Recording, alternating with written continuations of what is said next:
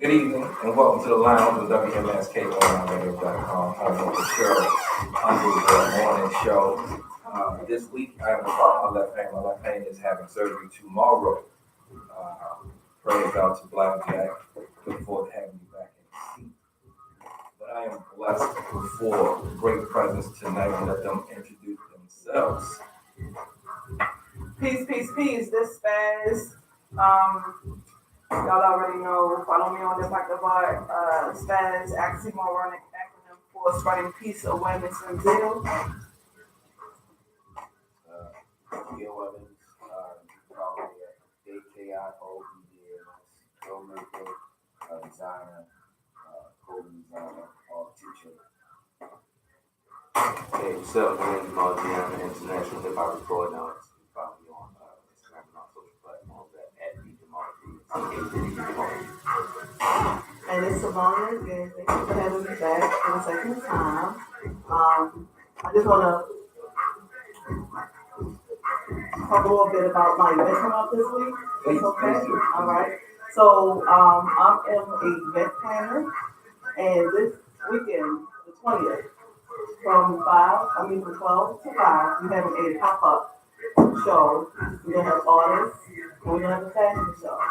So please come out. The address is 720 North Rutland Avenue, inside the concourse. So come out and support us for the massive for the cause, everybody. So I hope to see you there. If anybody have any questions about that event, please contact me and I will get you more information on that. We have an interesting show tonight.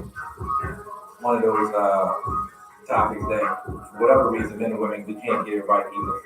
God came down himself and gave us the answer to all our relationship questions. We probably still will get it wrong. Okay?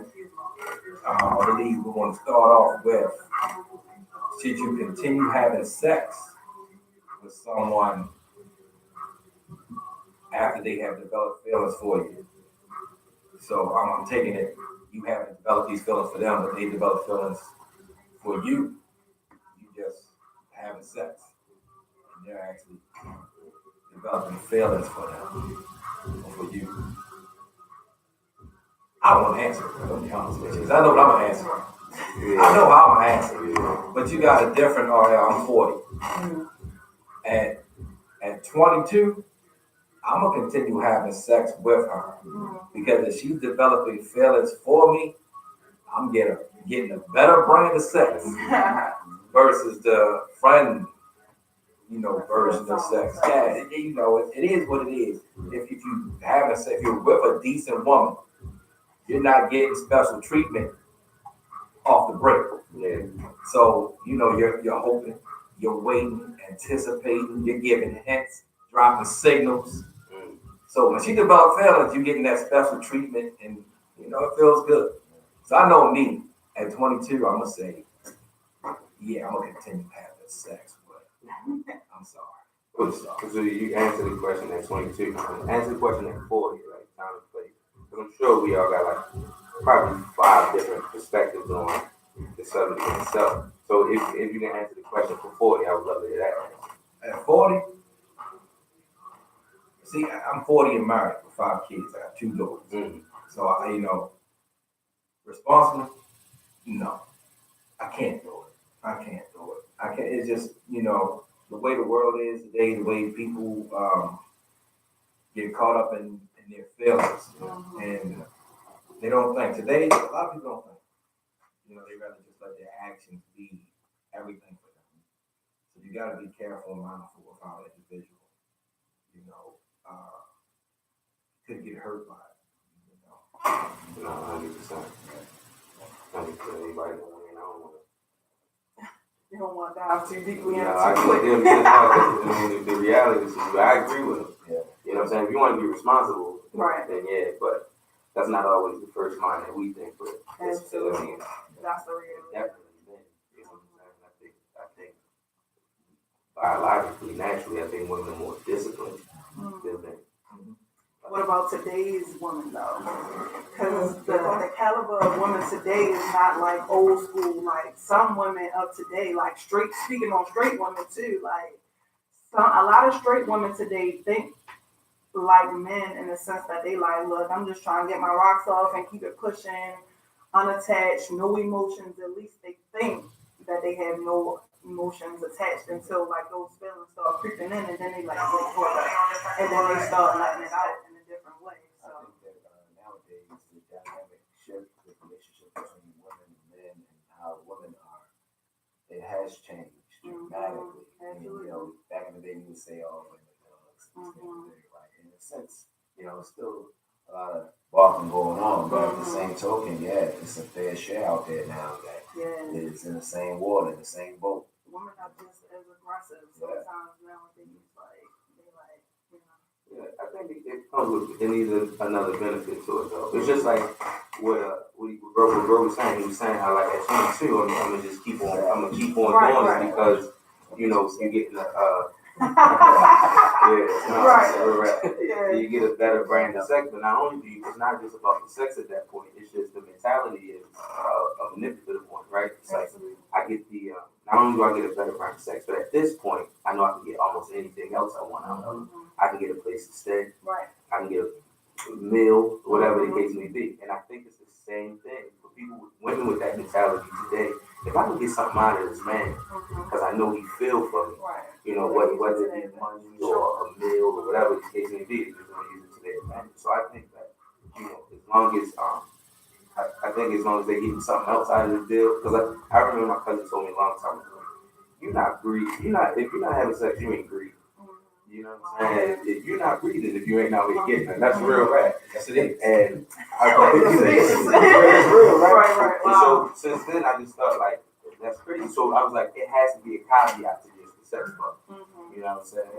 And some people thought that. I mean, I recently was having this conversation with a young lady, and she was saying that sometimes it happens this way because I don't want to lose that part of myself. You know, she's a new mom. And she was like, I don't want to lose that part of myself. You know what I'm saying? And so I'll just have one sex partner or a casual sex partner just so I don't lose that part of me. I don't just fall into the big hole of being just a mom. Yeah. So, you know, people do it different reasons. You know what I'm saying? You know. Yeah, it is a lot of different reasons. You know, like she said, she don't want to lose that part of herself. A lot of people feel like, you know, like as human beings, you need that touch. You know, like a lot of people don't realize how important it is to have that human touch. You know what I'm saying? Like you can touch yourself and stuff like that, but it's not the same as somebody else touching you or whatever. And then also some people do it for external validation, like you said, to use it as a sense of manipulation, whether it be you know, you need a place to stay, or you just need an ear, or you healing from another past relationship, so you using that sexual connection to, you know, still feel whole or feeling that way or whatever to help you heal through stuff. So it's definitely all types of. I think we can talk all day about if you should do it, right? But the question that I would pose is, has it been done, and has it been done by anyone in this room? Or if you don't want to be too personal on it, just, you know, talk about the time where a friend may have experienced that, something like that, and what was the effect that, you know, the ultimate effect of that. Personally, it's never happened to me. You know what I'm saying? Someone against you or no, anything. Either way, nobody ever really developed feelings. I mean, personally, I've never been in those kind of situations too many times, right? But even when you were younger. Even when I was 22. Nah, even when I was 22, my mind was somewhere else at 22. But like, it didn't happen. I mean, I would say it happened for me because I mean, I lived in Baltimore, Phoenix, Spokane, Washington, right? So, you know, when I was a young man, as many people do know that I had warrants here in Baltimore, so I had to force myself to flee out of town. And people who I've encountered with there, because I was homeless at some point, relationships I didn't take serious because I was young, right? So it's to your point, and it's to what you were saying about people having different ways of how they go about things. I feel like me being in my young mind, I wasn't mindful or even cared about who I hurt in a sense. So, you know, and I did meet my match with some individuals who I, you know, started to have feelings for, but, you know, I believe karma like that. What you teach you, so it comes right back on around. And then, you know, so when you hurt, you might not even think of it. Well, I'm good. Yeah, well, you know. So they come knocking. Yeah, it definitely came back. Really started to do it. Thought I was Yeah, slick. You know, but that happens. But So. you learned. I'm sure you learned a lot from those experiences. You know, so and it was amazing because those things had to happen, and then I even reached out to the individuals that I may have hurt. You know, when I went through when I go through the things that were relationships that didn't work out, I messaged the person. I was like, hey, you know what? My apologies. I did this X, Y, and Z. And well, I didn't know you did all this. But I felt like I need to tell you because I'm, you know, trying to heal. And then what you said, that's so important. Like as far as you being with someone, whether they're a friend or not, you just want to be around people. Not even just for the sense of touch, but you just want to be around people. So then when you and that energy, right? Because you can't, we know people, we got to be around people, right? So in a sense where you know you get in a relationship, you're on the dating scene, but you don't want to open up to anybody just yet. But it's some people that take advantage of that. They like, you know, I've been hurt. You go ahead and just be on my 22. I said, Right. Sam's 22 will be the same. Right, that must be you know what I'm saying? But you know, and but that does nothing but hurt you in return because you're doing that, and yeah, that might feel good for a while, but then you're gonna have to look at yourself in the mirror, you know, and then you know. I always used to tell, it's real quick because I feel like taking over this whole thing. I always used to tell one of my good men like that you gotta beware the monsters that you create. You know what I'm saying? Because like that's what happens a lot of times. Like these women have and okay. So basically I used to call him a trophy bitch. And women like him on their arms when they go to different events because he was aesthetically pleasing to them. You know, he's tall, tattoos, and he went to the gym every so often, right? So I always called him like, "Yo, you a trophy bitch." You know what I'm saying? So when he would, and he didn't understand the concept, I was like, "Yo, they don't like you for you or your personality per se. They like you because of the way that you look or the way that you look on their arm." And so ultimately you get to talking to them or whatever and you start asking them questions, they start thinking that they fall in love with the person that they think that you are. And so you continue to, you know, deal with them and have relations with them, but you don't feel the same for them. You know what I mean? You just reaping the benefits of you being the person that you are. Right, you know what I'm saying? Being to be And it's probably feeding his ego, feeding her 100%. ego, a bunch of social status, false social status right. building going And on. I told him, I said, yo, you got to be more responsible for that. You got to be responsible for the monsters you create. And then it didn't click until something happened to him, and I was like, see, that's what I'm saying. You created that beast, and now when you know you get all of that back, you wondering why it's going that way. Like, oh no, I was always honest. I was always a good guy. You wasn't a good guy. You thought you was a good guy, which is the worst kind of guy. Right. When you think you're a good guy and you know what you're doing is messed up. You know what I'm saying? It's like telling half of the truth. Right. And it's like, you're the worst kind of person. You're the one who messes up for everybody that come by. You know what I'm saying? So I always tell them, like, yo, you gotta be careful of the monsters that you create. I mean, that sounds logic, but it's easier said than done. That's the truth. That's the truth, though. Because you know, men,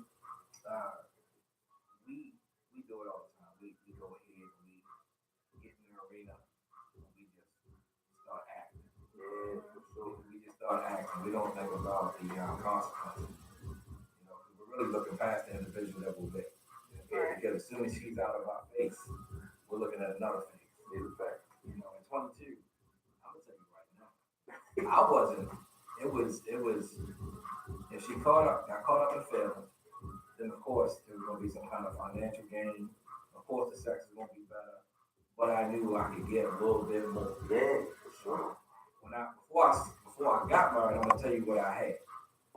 I used to call it my basketball team. I had a starting five. I had two on the bench. My point guard was the one with the feelings, I guess, for this case. She was the one with the feelings. I took her everywhere. She did everything. She was the one I could trust. And then as I went down to my shooting guard, my small forward, everybody lost their responsibility. But because I knew everybody had feelings for me, I knew I could get something from each one of them. Even the two that was on the bench. And The first basketball team I had, this is about 2006. Right. Yeah, this is 2006. I had to trade all of them. I had to trade all of them. All the 7 of them. It got out of hand. Like, I couldn't control it. You can't control how somebody feels. Mhm. And if you got a wild one, I would get off work, come home, and as soon as I put my key in the patio door, I hear, shorty, it's 8:30 in the morning. She's in the gazebo, legs crossed with a briefcase, suitcase. I thought he was going to say Yeah. whatever. I thought it Oh, was she going down definitely a that way. wild one. Yeah, so, you know, I thought I was putting distance between us, but she went ahead and showed that she had a side to her, you know, and there was nothing I could do. And I was kind of scared because I'm like, you came all the way from Harlem Avenue, 7-something in the morning. I'm going to Sedona. So, yeah, it took a while. It took a while. Even that morning, I didn't want to have sex with her. I said, look, I'm going in the house. I'm going to lay down. I worked all night. I'm going to sleep. She said, oh, we're going to go to sleep after we have sex, and then we're going to talk. And I was like, yeah, I done got myself into something here. Sure. And I had to have sex with her.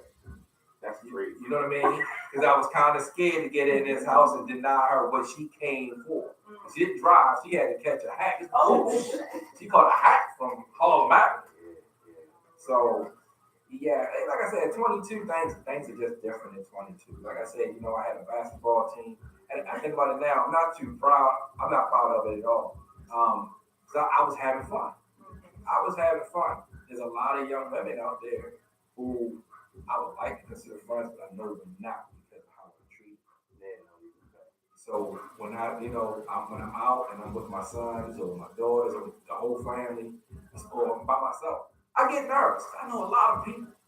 Every time I go somewhere, I see 7 to 8 people I know.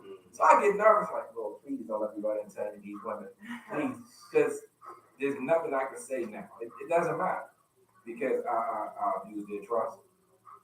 I took advantage. And I didn't care. So I know in a lot of those homes, a lot of those conversations that they're having with their children, they're warning them about me. Do you feel like you received any karma off of anybody from your team? Yeah, I got 2. Oh, from the team? Yeah, from the team. No. Like things that, took place during the time that these team members were in play. I'm going to be honest with you. Did you feel like you got any karma back, heartbroken, any of that? Let me make sure she ain't. I mean, if you, I don't want to go, I won't say a name. I won't say a name, but I won't say a name. Yeah. We're not, we've been close. We've known each other for a long time. And we used to be real close. There was a stint where we did mess around. And then the second stint where we messed around, and that's where I messed up at. And we're not as close. Like when we see each other, it's love. But I know she still hurt from how I did her, especially someone that she trusted. Right. So I lost a really good friend who was a friend before we even got involved. I lost a great friend. So that's a question when you just said that about friends. Like, I had a guy that was like, he wanted to be my friend, right? But I was attracted to him. And I was like, I can't do that. And he couldn't understand for the life of himself why I could not be his friend. And I'm like, I can't be friends with anybody that I'm attracted to because I'm gonna grow feelings. And you're not gonna grow feelings, so then I'm gonna be hurt. So any male friends that I have is people that I do not have feelings for because I can't be around you like that. So that was a question. That's a great question about that you said about friends and friendship. Like, did anybody else have that problem like that? I know my brother had that same logic before he got married. He was like, I can't be friends with somebody that's attractive. Period. That I find attractive. Because if I find them attractive, it's not really no friendship. I'm just always gonna try to work my way to Right. But isn't that the same with men though all the time? That's what I was going to say. There's 2 different kind of attraction when you talk about men and women. I was going to ask you that. What were you attracted to? Because I know what I'm attracted to. We Personality. not us. Not us. That was a joke. We got enough personality for the relationship. Yeah, exactly. The whole thing. Right. Nah, I don't know, man. Like for me, I always like, I'm not that guy though. I'm not the guy that's like, oh, I can't be friends with it. Now, mind you, I'm never the guy that say I can't be friends with somebody that I'm attracted to, right?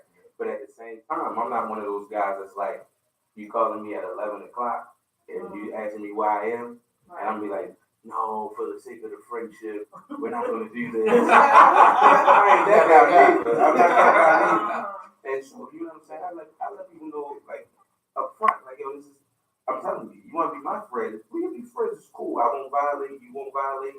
But the night you feel like you want to jump across that street, I'm there. I'm you feel me? No, they used to get saying out there that it is so bad. If she old enough to cross the street, she old enough to get hit. No. I like that. I might have to put that in my back pocket. That's real talk though. Like, you jump out there, what you thought? You know what I'm saying? I'm gonna be like, no, for the sake of the friendship, no, I'm just gonna give you water and you're gonna go to sleep tonight. You're going crazy. I don't know who you thought I was. You know what I mean? So therefore, I always just put it up front. Like, listen, man, we friends, but we ain't one of those friends that I can't cross that threshold with you. You know what I'm saying? But like, I don't have. So to say, I don't have the type of friends. As I could be friends with you all, but you know, it is what it is, man. It's like, you just disclaimer about my type of friendships. Like, You still gonna run that stop sign. right. Yeah, straight up. If you cross that, you cannot cross that bridge and then think that I'm gonna send you back over. Nah, you gonna go back over. When you wanted to that night, you feel me? Oh, that's why I avoid that at all costs. I don't even try to put myself in that position. I think that's smart. Yeah, you know it. You know yourself. Like, nah, I'm not even gonna try to avoid it. Some people don't know. They try and then be all fucked up in the game. Like, wait, what? Where's your order? What happened? So, No, that's smart, man. I don't know. Like I said, I try to always be a honest person going forward. Like, just like front, I give you honesty in the beginning, and that's with any part of my life, really. Because like, if I'm not honest with you, and you do something, and you say something, and then I react a certain kind of way, you lost when that reaction come out. It's like, okay, I figured that, he might not have liked that. But then it's like, but I don't have to tell you, don't have to guess. I'll tell you I don't like that. Or I'll tell you, like, listen, this may not be what you want. I may not be the person you need to go see tonight. Probably just stay at your sister's house. right. Something like that. See, I like that because when I met my wife, I was working with my second basketball team. The second team. I was I had to get rid of the first team. Uh-huh. After 2 weeks or 2-3 weeks of dating, right? We still haven't had sex yet, which is rare. I believe in the 48 hours. Wow. So You would know me a long time ago. yeah, probably. Yeah, you were like, she's out of here. Friendship. But she asked me after 3 weeks, "Do you have a girlfriend?" I'm sitting there thinking, 3 weeks into it, it's a little too late for that. I spent a lot of money. You spent a lot of money. We hanging out, But it was a question. And I said, look, I don't have a girlfriend. I said, I have a basketball. She said, well, what do you mean by that? So I explained to her what it was. Now, I was with you on it because I got to a point where I said, I got to start being truthful. And my wife, straight up and down, we got 30 seconds for a break. I'm going to say this. This is what she said to me. She said, well, I want to be your starting point. So I ain't never had anybody come at me like that. Right. Before I know it, I was giving minutes from my starter to her. And then I was relying on her like Michael Jordan, in the playoffs. But look, we got to pay some bills before we get back and go further in this topic, okay? All right. I'm mad you waited till right there because I got a little juicy. I'm like, oh no. And what happened? Right. That sounds dope. How long y'all been married? It'll be 10 years this July. Tomorrow will be 12 years we've been together. Oh, that's what's up. Happy ending. I was with her because I was like, you know what? I got to try this honesty thing. Because I used to go with her lie to me. I was gonna lie to you. If we ain't in no real relationship, see, I don't like if you don't live in the same house, I don't give a fuck what you do. We ain't under the same roof, so whatever you do is in your house. You got your own rules. Right. In my house, I got my rules. Uh-huh. You know, like the boyfriend girlfriend thing to me, that's just like free shit. That's like going to the clearance rack, getting as much as you can, go to the damn Goodwill. That's how it is to me. You know what I'm saying? People, oh, he was cheating on me, she was cheating on me. I'm like, oh, yo, we live together? No, they weren't cheating on you. They were living their life. Yeah, I'm not. If you under the same roof, then that's different. You know what I mean? Because you should be bringing your ass home from work or whatever with your people. You should be coming back. You know what I'm saying? We live in the same roof. You know what I mean? Yeah, I'm too. I don't know. I'm too. I don't know what I am. What's your sign? I'm a Leo. Oh. Yeah. I'm too. I can't handle that. I can't handle you. I mean, you think? I can't do it. You got to go out here and politic with this other brother and think that it's gonna be cool. You can come back and sip and chill with me. Nah, man, go back to where you was at. You was having a good time before, right? I mean, that's setting a boundary. That's what you gotta do for me. He's not, and just so y'all know, he's not doing a gang sign. He's doing like some. Oh, no. Just so y'all seen him doing all his hand stuff. I saw it. I was like, Lock the door. People that Yeah, I'm sorry, I mean, because I'm doing, I got family that's in impaired, and also, that's what I was doing. Well, I just started at Chelsea. They probably think I'm doing gang signs. Now, because it's not So I saw typical. you with it, but I already did. Yeah, you know, let me talk all. It's not typical. I'm not typically around, but it's just sign language. But you know what I'm saying? I saw him doing it. I was like, oh, yeah. But what's the? I feel like we hold it back. I feel like it's something that we not like really even covering because when I seen the caption, I knew that it was something that you guys wanted to have us debate on or whatever. You know what I mean? Of course you the host and you kind of like calm the ground. Yeah, what was it that y'all was really trying to get to? The quietest person in the room came up with that. And what was that? What was that? But that's what I'm saying. Did it pull from a personal experience? Yes, it did. oh, you got to speak. There's no reason tonight. Right. Yeah, last time you couldn't talk.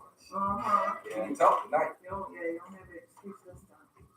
Like, what do you think is like one of the most topics that isn't talked about, like either in relationships or having a relationship or something like that amongst the minds of that people don't really talk about? If you can think of something like, I know that's too much on the spot, but if y'all can think of something like that. So I wrote down some stuff. I'm about to say, you talk about women. You over there had words right there. You wrote down something. I mean, I put a couple of things. I put, people, because I feel like right now projecting people having unhealed wounds or wanting that external validation, using relationships for that, or You said women. Let's go one more. She about to get hit. You said now the woman's part. Are you talking about like how when people start relationships, right? I'm talking about like inner child shit, like that's all the way what down I'm to your getting to. childhood. That's exactly Like not no surface, like it's typical for people that have past experiences from past relationships, but a lot of people scratch on the surface. They don't realize a lot of stuff go back to your childhood, and you carry it into your adulthood.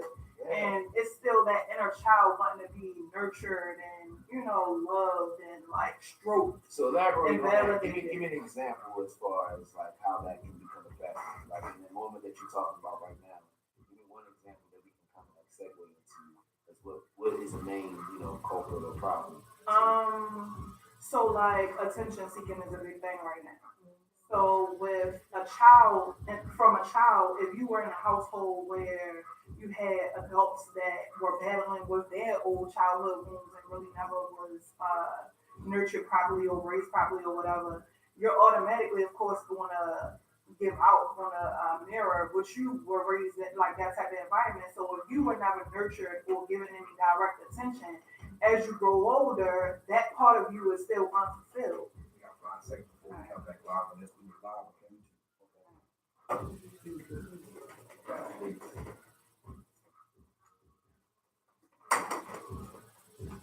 Welcome back to the round of WMSKOnlineRadio.com, home of the Cheryl Underwood Morning Show. We will continue our discussion during the break on WMSK. You can also follow us the whole show. Just go ahead and log into YouTube, type in the lounge WMSK, and you can catch the whole 2 hours of the show. We're going to go ahead and let trying to let you finish saying what she was saying. She was enlightening some great information. So yeah, I just was pretty much speaking on how a lot of I would say friction or disagreement sometimes in relationships often stem from places beyond the surface. And one of the things that I feel as though is like things stemming from our childhood. A lot of people have a lot of things circling around their childhood that they may not even know affect them currently in their adulthood. And you asked me the question of what specifically, give an example. My example personally was like if you were a child that grew up in a household, could have been a broken household or with wounded parents that had their inner child, ruined or mama might, I mean, it's just endless scenarios. Yeah, it's endless scenarios. Like black people in general, we deal with a lot of PTSD that's untreated. Like we deal with all types of shit on a regular basis that's untreated. Drugs, alcohol, sex, all of those different types, that's L vices. We don't go and see therapists and shit like that. So we deal with it in our own little way and we take it from our childhood, we grow up, and then it resurfaces a lot of times in our personal relationships, whether it be friendships, parenting, lack of parenting. If you didn't receive a lot of attention as a child, a lot of times you could take that into your adulthood and your attention seeking. You're, wanting to be externally validated because you have a lot of unhealed wounds from your childhood that you may or may not be aware of. And if you don't give it that proper attention, allow it to come to the surface, feel your way through it, and figure out a way to heal it or get some help or just sit with it. Because if you tap in, a lot of times, if you tap into yourself internally on a spiritual level, no matter what your belief system is, if it's God, Allah, whoever, Buddha, universe, whatever, if you tap within, you'll get those answers that you may need. So it's like, absolutely, yeah. So a lot of times in relationships, stuff bleed out in all types of different ways because a lot of people don't realize that, it's different areas of your childhood that just never was properly nurtured. You never, whether it be like you never was loved, you never circling back to human touch. Like you had people that never had sat down at a table and had dinner with their parents. You had people that never had their mom say, I love you, never even seen their dad or never even met their mom or never even had that any type of warm, compassionate embrace. Yeah. And that plays a part in your adulthood when you grow up. You don't know where it's coming from, but that's where it's coming from. But if you don't take that time and you just keep suppressing with drugs, alcohol, sex, whatever, you know what I'm saying? You just go on to hurt hella people. Like, as cliche as it is, hurt people, but that's the reality of it. Because at the end of the day, what I've been learning, because I've been in a relationship that was for 7 years. Mm-hmm. I did all I can do to try to be perfect, man. You can say I was damn near married. You feel me? 7 years, not cheating, 22 savage. I come from that background, right? Yeah. But anyway, not to say that because that's what you're supposed to do. Those are the main cores of what you're supposed to do. I'm not going to get kudos and pats on the back or whatever for doing what I'm supposed to do as a man. But what I'm saying is that, coming out of that relationship and actually entering a new one and actually just knowing me as a man, I'm learning that there's other things that are in me that I need to handle, and I can't do it on my own. Right. But like you said before, I'm glad you put everything out on the table. This is these business cards, right? And it's like with mental health, I'm learning that is the main thing. If you want to start anything, you want to have anything, a family, vice versa, those things play a very significant part in what we actually deal with, combating. Like, it's certain things, the man Jamal G, we talk a lot, right? And there's a lot of things that this brother be going through that he don't allow the world to know. Right. But how you see him, and how you see me, how you see you, how you see you, and you would think that nothing is going on. That's what goes on along this cycle in our community. We kind of like use other vices, like you said, to suppress it in a sense. But then when shit hit the fan, when you one-on-one with your partner, with your spouse, or whatever the case may be, it really is a wall right there, right? To where you might explode. I'm talking about for me. You Mhm. might explode, things might not happen out of you. It might be out of your control at that point. And then you realize you wake up the next morning, you're like, man, what the fuck did I just do? And it's hard, us being who we are, with just knowing what I'm saying and driving home, that we need that help. But it's sad to say that we gotta pay somebody to listen to us, to the things that we went through. In order, because when we talk to our friends, we gotta worry about if this information is gonna go somewhere. Right. But when we pay a psychiatrist, we know it's confidential. We know that these things are just going to that person, and we know that okay, I'm talking to them, they can actually help me.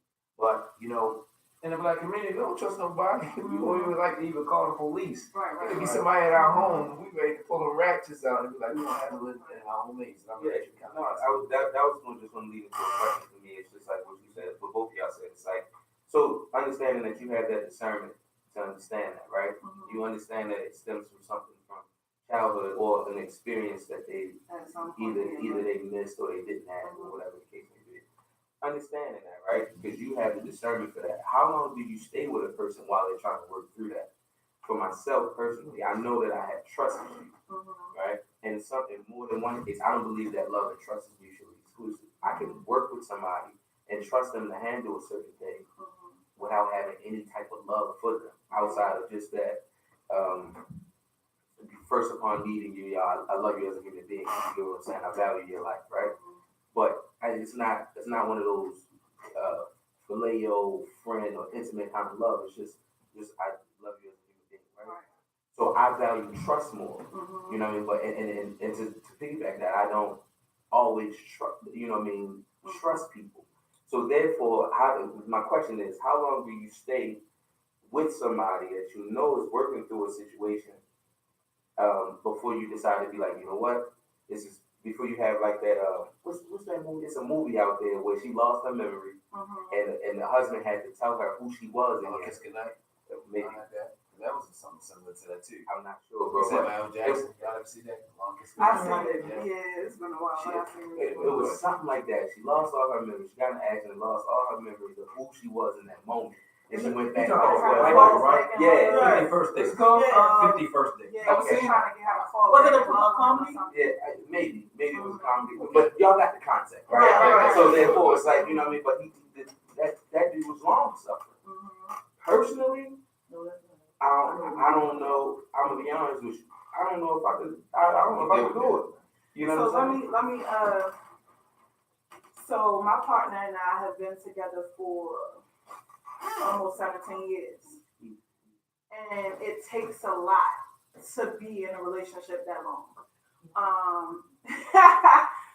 We've recently, because every few years you evolve. You're a whole different shade. The same person I met, at 2021, and vice versa. We've evolved a lot over the years, and we recently have been going through a lot of shaky stuff, and it's like, bro, like what's going on?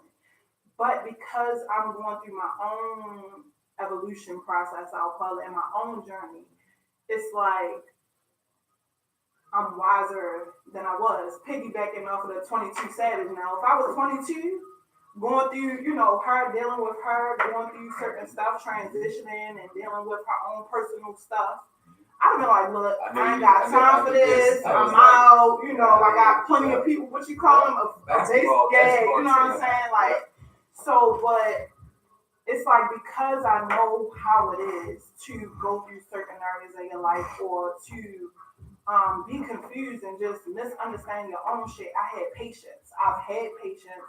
I've been having patience, but it still was a point where I told, like, look, I'm a very transparent person, so I can understand, your thing with the whole being honest. But yeah, to answer your question specifically, I guess is, to the person's own, discretion, how long you can stay, because it's been some times where it got real rocky. It's been times where I fucked up. It's been times where she fucked up. But we've always come back together. And with certain situations, it's like, okay, now it's like, okay, are we evolving to the point of growing apart? Or, is the bond going to tighten up and be even stronger? Is it like new foundation being built? Like, what's going on here? You get what I'm saying? So, No, I said 100%. yeah. So it is very, very. So I, Wait a minute. So going back to what you said about growing apart, like what do you do when you think that you're growing apart from somebody? Like how do you handle that? So me personally, and another thing that I forgot to say that slipped my mind, that's why it's so important to develop and cultivate that self-love within yourself, because external validation, external love, that shit could be dangled in front of your face. It could be snatched away at any moment. It could be used to manipulate. It could be used for so many different things. But it's like if you had that self-love and you cultivated it, unconditional self-love, it's like when a person is not giving you what you want, or you feel like the attraction not there or whatever, you can always fall back on yourself. Whereas though, if you don't have that self-love, you'll lose your fucking mind. You be out here trying to fuck somebody on the side. I done did it myself. You know what I'm saying? When I wasn't happy, I done stepped outside of my relationship like, look, shorty's trying to holler, I'm trying to go, it is what it is, fuck it. You know what I'm saying? But when you develop that self-love, it's like you have more discipline. And that's what I've learned over the years. Like, I have more discipline now, so I've learned that certain shit I can handle, but it's still a limit. You know what I'm saying? Because I know my worth now. When you have that self-love, you know your worth. Yeah, you know it's certain shit that you deserve, and if you're not getting it, I'm out. You feel me? I forgot what your question was, but I think she covered it. what Yeah, was your question? you covered it. Oh yeah. So that's where the spaz come from. It's oxymoronic because it's like I spread love, peace, awareness, and light, and all that. But on the flip side, when I get on certain subjects, like I just kind of So like you said spaz out. 17 years. I've Yeah. done my 7 years. Wow. You feel me? Oh no, it's not no competition. Like you know, it's just Just to go off one thing you said, I was thinking, back when you said, like, she did some things, I did some things, and I started to think about myself. And I'm one of those kind of people where it's like, I'm one way 100% of the time. I'm always gonna stand up, you know what I'm saying? I'm a stand-up person, I would say. And so, like, I have this thing, like, if you find a reason to violate me in any kind of way, in any situation, I don't know if I'm able to bounce back from that. Because I believe men overall, and correct me if I'm wrong, we have this thing where it's not about what you did, it's the fact that you chose somebody else over me. Yeah. You get what I'm saying? Well, I was saying something. I was watching something that made perfect sense to me when someone said, ask the person, a person cheated, and the person asked them, when you cheated, did you love me? And the person said yes, and the person walked away. So when the person was like, okay, why are you walking away? I thought we were having a conversation. And the person said, well, if you love me and you cheated, then what would you do outside of that? So it made perfect sense to me. Like, if you love somebody, no matter what you're going through, you're not going to step outside of that. You're going to try to figure out what's going on between you and that person. Right. You know, if I agree with that. I do. I don't know. I do. That's a hard. Yeah, because I believe that you can very much love a person. Yeah. Yeah, and just like you said, and not necessarily love yourself and make a mistake, a legitimate mistake. Right. You know what I'm saying? Like, it could be a repeated mistake. No. It could be repeated. I'm saying, no, listen, because you may not love yourself for a span, right? And then that thing get good to you, right? And you just like, It's hard to get out of that rut. exactly. Right, but you're talking about loving yourself. I'm talking about loving the I other understand person. that. Yeah, I can very much have love for the person or love the person, but if I don't love myself, You're liable to do anything. exactly, that don't mean nothing. Well, the only reason why I disagree with that, because I was in a relationship for 20-something years, and it wasn't until I separated myself from that person before I did anything.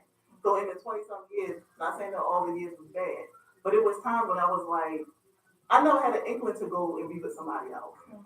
My whole thing was focusing on that person and what we had. So that's why I say that. Like, if I love you, I'm going to work. I'm going to put that work in. I'm going to keep putting that work in until I feel as though I can't do it no more. And that was my point. Like, I woke up one morning and was like, who's this dude I'm living next to? After I did work. Like, I put work in. But is that dating back to the things that you came up under? Like for me, like anybody, for example, just like you said earlier, like, you only adapt to the things that you know. Right. So the things that you saw growing up, the things that you experienced growing up, you either went towards or went away from. Like, if hypothetically speaking, your pops was a cheater, you like, I don't like the way that I saw that made my mom still, so I could never do that to a person. Or or you saw the allow it. exactly me, right? Mhm. Or you could have experienced a loving relationship, a loving family unit. You'd be like, I enjoy this family unit. I love my family unit. Therefore, I'm going to emulate what I see in my relationship, and prayerfully, it all works out the same way. So you know what I'm saying? It could be that way, and plus it could be like a high moral code that you have, right? Because I mean, I think some morals get compromised a lot of times when you don't love yourself. But but like I said, it all depends. I think it goes back to that. So maybe that's why we disagree. Because I very much believe that you can be very much in love with a person and still slip and fall on somebody else. Yeah, I'm gonna read something you guys real quick. Ron Pringle said, "Good talk. A mistake is a mistake, and a mistake repeated over and over is a habit." Yeah, that's what I was It's Right, because I think that a woman, like we tolerate a lot when it comes to men, and even if we find out that a man cheated on us, we'll cry, do all that, but we won't take it back no matter what, you know what I mean? But when it becomes repeated, it's like no, you can't keep doing that because now I feel like you don't care enough about me or yourself to continue to keep doing that, you know. So I mean, everybody makes mistakes. I ain't perfect. I agree with you. I don't care enough about myself because I've developed this bad habit. You know what I'm saying? I think a lot of times too, though, like what I've experienced is like I'm a very logical person, and I very seldomly deal with matters of the heart and personal interaction. Like I'm in music, so therefore that's why I deal with my That's your outlet. exactly, absolutely. So when a person says to me something like, it's oftentimes like I said to one time, I was giving you an example. I could say like, listen, my moms don't think that you're good for me. The way that a lot of women hear that is, your moms don't like you. Yeah. That's not right though. Because people filter stuff over their own belief systems, their experiences in life. They don't hear what you're saying all the time. But that's they what filter it over but there. see, that's what I'm saying. But I think that's where that narrative comes from. Men or women put up with a lot from men. And I oftentimes, when I think about that statement, right, I oftentimes think about when women say, we got to deal with the music, men calling us bitches and hoes and this, that, and the third. And I step back and I think, like, if those people didn't exist, we would have no content to write about as artists. I mean, right? And is that not true? I mean, we may over as artists, because I'm not speaking for myself per se, but as artists, we may overdo it sometimes, right? But if that person didn't exist, will we have a leg to stand on when we say bitches, hoes, this, that, and the third? This is a question. No, you know what? I agree with it, but at the same time, it's 2019. When we talk about men and women, I know for me, I look back to my mother, my grandmother, my aunts, my great grandmother, and my grandfather, and all of them. Today, I see more women driving in cars, blasting music to bitch this, hold that, than I do men. So, and for some reason, men today, we tend to take a lot of that burden on. We're used to hearing it. You know, I recently read something where it's more men who want to be in relationships than women. You got more men out here seeking that family structure than women. Is that black men or black women? This is all around, you know, consensus. But if you talk about our community being involved, right? A lot of stuff is pretty much catered when we talk about percentages to white people. But if you are in your community and you've had relationships and dealt with people and you're in the music business, you're in the art, both your artists, you get to see it. You probably deal with your more of your people. Like for me, I read these 7 things that men want in a relationship. And there's a few that stand out. We look for praise and approval. We look for respect. We look for space. And then physical touch. I thought physical touch was big because you often hear women say they need that physical touch. Okay? I left the house today, my wife grabbed me by the ass, and it made me feel good. Okay? Because it's coming from her. Because it's coming from her, let me know I might get lucky sometime. Right. A few days. Right, we right back. But then I seen a sense of sexual connection.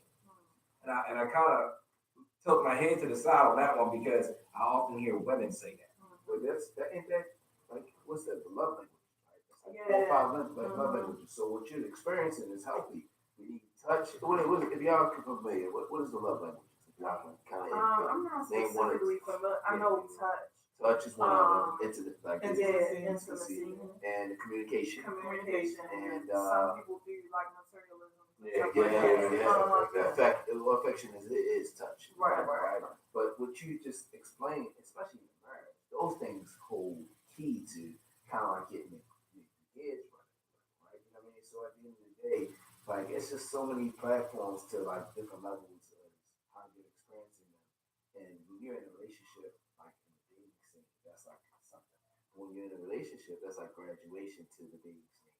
But marriage is on another level. So the people that you was talking about in the basketball team, you would hope that they see you in a different light because Absolutely. I wasn't looking for praise and approval. Not just that, but I'm just talking about how how you said that it was some tainted hearts out there that don't look at you the way you're like, oh man, like I'm with my But you were saying like praise and approve, right? You wasn't looking for it back then.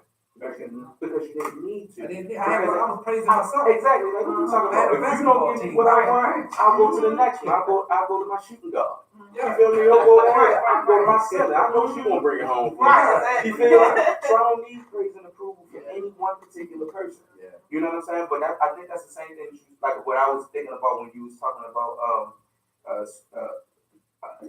social acceptance, for example. I was just thinking like everybody loves instant gratification, right? And I was just listening to this interview recently where they said they changed the algorithm on Instagram and stuff like that to keep you coming back to the actual app. Absolutely. It's like, you post a picture and then every so often you check and see who liked it, right? And then if there's one person particularly like it, I don't know, let me go back to the app and see what's going on with this person. Or I didn't know that person liked my picture, and it becomes a topic of conversation.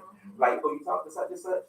Yeah, such and such like my picture. Right. I'm thinking about DM dialing, you know what I'm saying? So, you know what I mean? It's but I believe that all of us, in some shape or form, like instant gratification. And validation. That ties for into sure. it as well. Like, that's why social media popping like it is. Because people feel like, oh, 100%.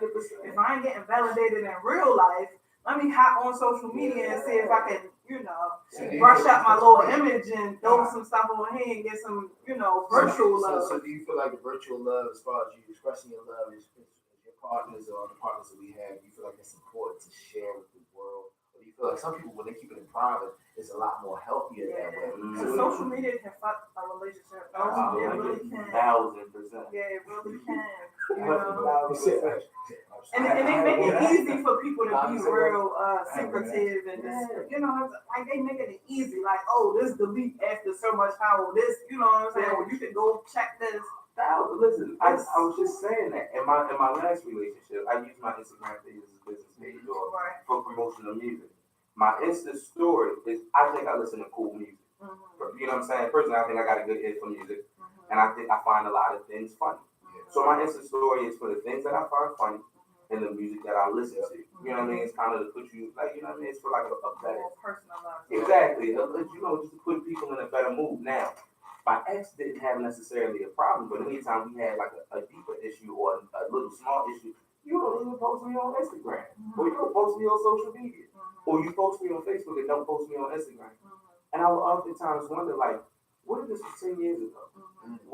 That wouldn't even have mattered. It goes back to what you talking about, the attention. You said something about that with the child trauma. Yeah, if you ain't getting a lot of attention as a child, you're going to be craving it as a grown up, like teenage, young adulthood, you're craving it, but a lot of people don't know why they craving it like That's that. a double-edged sword, though, because I know women who spend hours upon days picking out their outfit. Sometimes it's just insecurities too, like so many, and social media period make it so hard for a woman or probably men. I don't know if men deal with the same image stuff, but it's like you constantly comparing yourself to everybody, whatever, you know what I'm saying? And a lot of people that you're comparing yourself to ain't even like their authentic selves, you know what I'm saying? Like they're filtered down. I don't know if men go through that per se. Money makes you attractive as a man. You know what I'm saying? Money actually adds to your physical attributes. Absolutely, because it's some fur looking dudes. What for men? Money. What money? No. That's a good topic for about. Why is that? Why you think You don't think it is for you, Right. but in So general. a lot of people women, you do they that? don't care how you. Yeah, I do, but for me, no. Well, for you, but for most people that. I often that trips me out too. Every woman that I talk to, they always say money don't mean anything. No, it's not. The Let me logic say is this. right. I'm about to No, say it's not because the that. logic is out No, there. no. Let me say this for me. I'm only talking about me. Okay. I have been in positions where it's been guys that wanted to date me and had a lot of money. And if I'm not attracted to you, it's like, no, I don't care how much money you have. It's not enough for me because I'm the type of woman, and always been, I like to make my own money. And I'm not the type of woman to be like, I don't need a man. That's not me. But I feel better when I make my own money. The man, if he had money, it's just an addition to what I already do. So that's why I think that way. Yeah. Let me ask you. Yeah. No, I got a question. Bring it. Bring it. I got a I'm not question gonna too. ask your age now, but you've been married for 20 years. That Right. was the you 20 years ago. Say that again? That was the you 20 years ago. No. That you knew fresh, that you knew definitely. Because you know, when we in our 20s, we believe we got a whole life ahead of us to make all this money. You now, you're a new fish in the pond, you're single, right? So Okay. you're telling me, you're willing to date a brother who he ain't really got his stuff together. He really ain't got anything in order, but he goes to work. He really don't know how to do this, do that. He's trying to figure it out. Yeah. And you're ready. And he's loyal. And he's look, and you're attracted to him. will you give him the time Yeah. versus old boy making $150,000 a year, Yeah. nice car, nice job, And he provides. and they both have great personalities You now. want me to tell you the truth? Tell me Yes. the truth. Yes. You would choose Wow. to do less. Yes. You know why? Because it could happen right now. I could be with somebody right now that's have his own business, making a lot of money. I'm not attracted to it. You feel what I'm saying? It's a guy that does not make a lot of money. I'm attracted to him.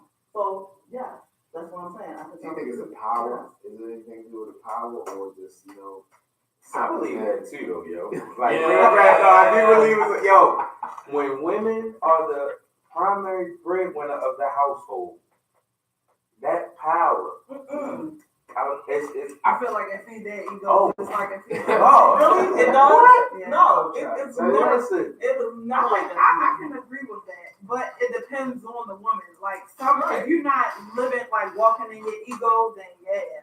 But I feel like it's kind of like a little bit? because I feel like it is a lot of women that use that to their advantage. For sure. But I feel like it's a lot of women that kind of sometimes go out of their way to let a man or woman know, partner know, like, it's like that's not a thing for me. Why are you laughing? No, somebody. Yeah. So I mean, I kind of feel like it's kind of it depends on the person, I guess. Right, and I think it's also how you are as a person. Like the way I grew up and the religion that I'm in, I look at things different. So I don't look at men as money. I look at them more as protection, spiritually, all that kind of stuff. So that's why I think like that. I don't, like I said, if a man has money, if the man don't look got money, and that's all good. But I'm not going to not date you because you don't have a certain status. So we covered money, we covered power, we covered all these other things, right? And you was in a relationship for 20 years, right? You was in a relationship for 17, right? You was in a relationship for how long? Tomorrow will be 12 years. 12 years. That's beautiful. So let me ask y'all this: there's so many challenges that come with those time. I'm not gonna call it decades because I don't want y'all to think like, oh wow, it's princesses, right? But you have to understand that in me for being in a 7-year relationship, how do you address the issues when you are in the honeymoon stage, right?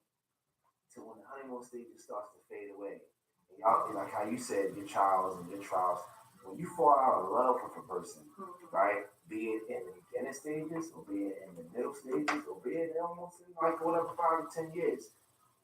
When that happens, how do you guys 12, 20, 17, how do you guys still work that out without the man feeling prideful, without the woman feeling prideful of what they're going through when you just said like, yo, look, 22 Savage, I'm out here, I got people checking for me, what's good? How are y'all still able to work that out when the falling out of love took place? For me, I let it go. And I was Yeah. like, I got my own place. Yep. Yeah, like I let it go. I got my own place, and I'm a firm believer in if it's meant to be, it's gonna be, regardless. You know what I'm saying? And I was stressing over it for a while. I wasn't really trying to date, talk to nobody. Like I just was focused on because I'm an artist. Okay.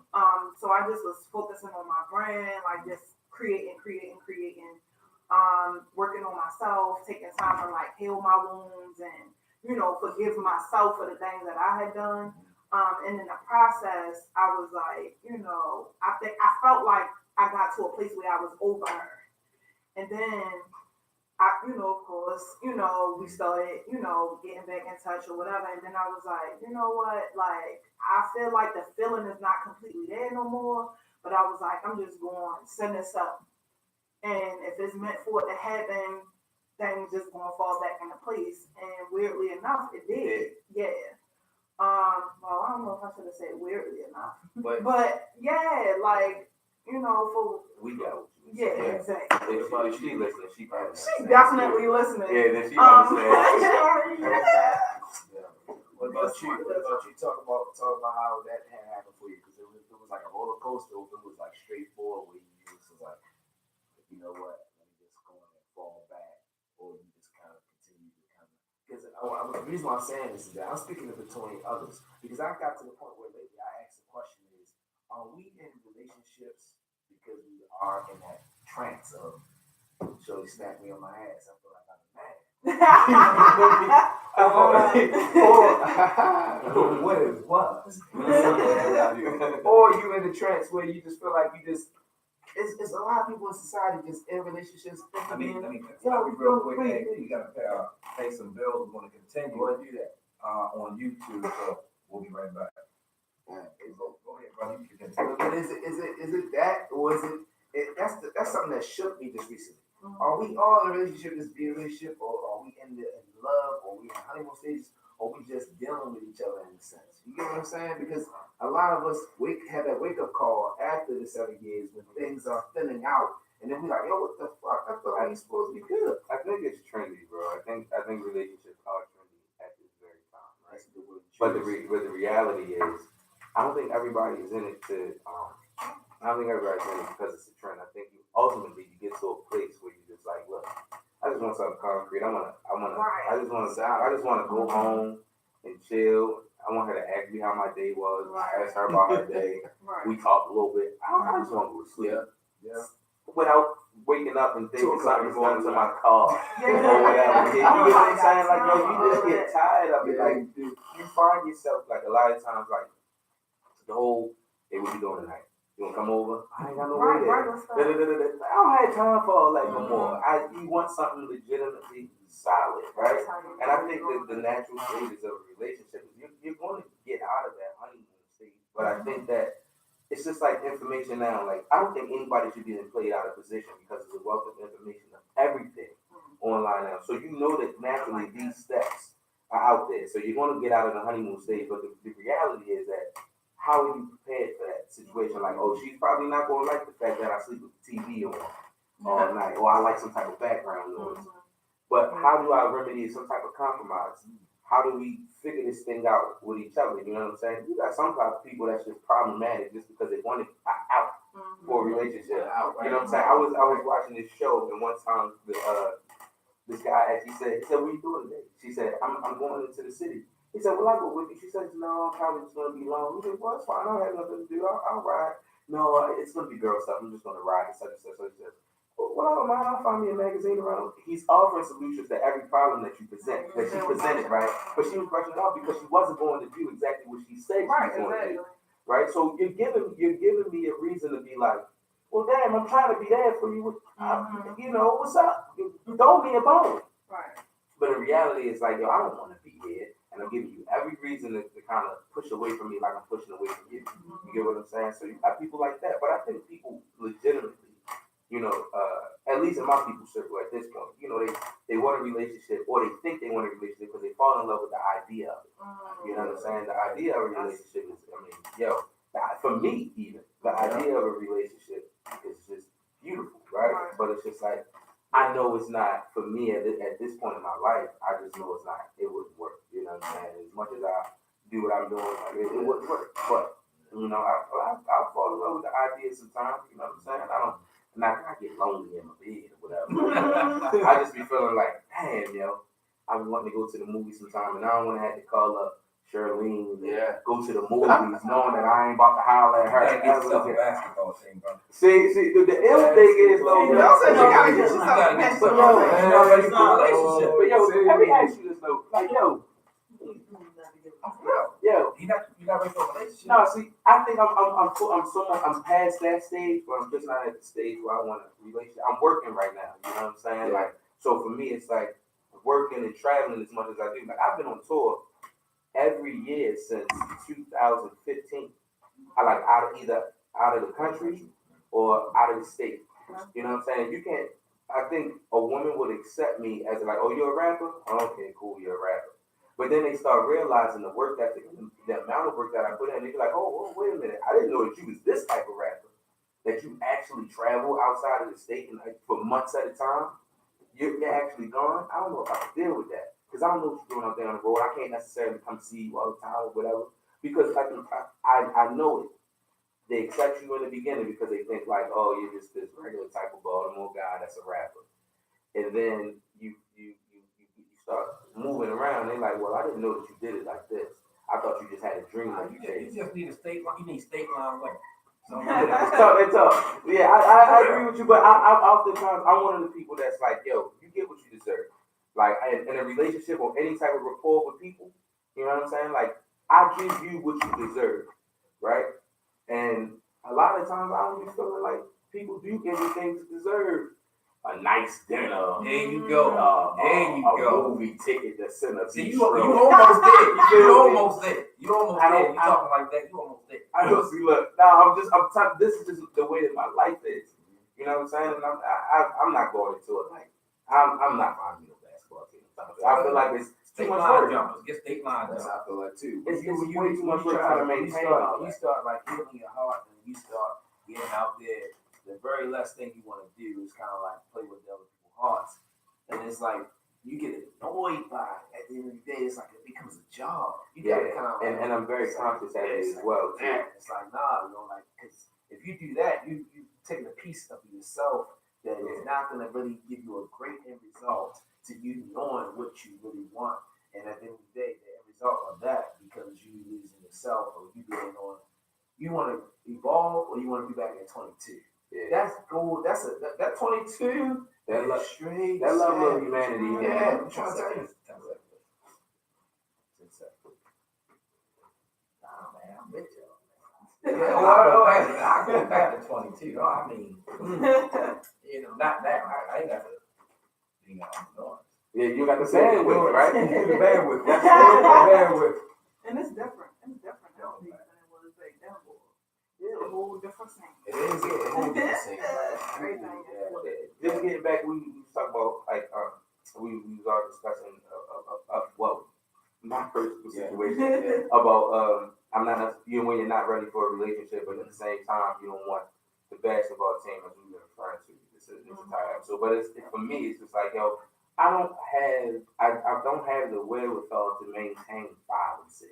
Right, I don't, and plus my level of humanity is not turned off in that sense either. It's kind of like I just remember a time where like you dealing with women who got like guys at home and they coming out and they coming to see you and you just like and you waking up like you probably should go home. You probably feel a lot more comfortable in your own bed. You know what I'm saying? Like you thinking about that like after you knock them down. I or whatever, always saw myself as an entrepreneur. It's a business. It's just like anything you do in life, okay? If you're really into it, and this is what you're committed to. Oh, yeah. You see what I'm saying? My back, it was a business. I agree. Because I was putting time and money and had to change my schedule. So I saw it as a business. Yeah. It's too much. That's man. too much, bro, for me It's too. too much. You gotta love it. You gotta love it. I love it. I don't love it, Chad. I don't love it. love it. I don't love it, baby. I'm telling you right now. Every time you going through healing, you just need a friend. Like, look, where you got you know? Let's just go to the movies real fast. class. But You know what I mean? I don't Ultimate- necessarily think like, yo, sometimes it's just healing. Sometimes like you just Yeah. by yourself. Mhm. That's it. You just by Majority of the yourself. time. You know what I'm saying? Like, Yeah. yo, I'm by myself. I'm not necessarily hurting from my past situation. I'm not looking for a new situation. Yeah. I'm just out here by myself, and I'm already loving what I'm doing. I'm just saying because what you were saying earlier, right? It's just like how you said, it's a different world right now, Mhm. right? So it's like what we saying. oh my goodness. Ooh, You can play with it if you different. want to, but it's just like let it Eat burn. you Like, up. I we look for certain women. Like I was saying, I be saying this all the time. You go to one of these little open mic spots, find you a Shea Butter Baby or something like that. Shea Butter Baby? I'm trying to let you know. They might treat you good. You They ain't might gotta treat worry you about good. that. You know what I'm saying? Especially if they got that duality where they can listen to trap music and then go back to Erica Badu.